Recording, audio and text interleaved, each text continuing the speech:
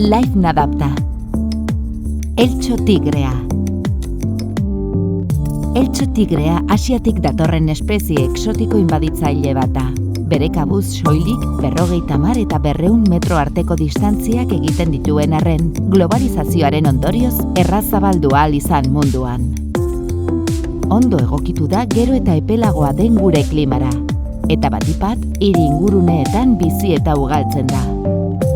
Ziztada agresiboa du, batez ere egun sentian eta iluntzean.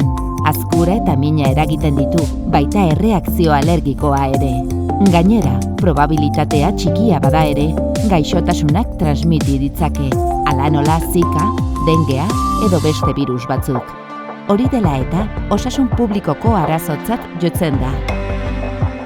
Life Nadapta proiektuari esker, Nafarroak intsektu horiek biltzeko zenbait trampa eta puntu ezarri ditu, haien eragina minimizatze aldera eta haien ikerketan laguntze aldera.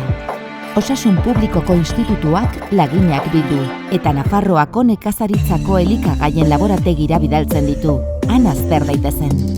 Saiestu urpilaketak lore ontzi azpian, ontzietan edo lorategiko jostailuetan. Gomendagarria da, halaber, gorputz higiene egokia izatea eta eltxoak uxatzeko produktuak erabiltzea.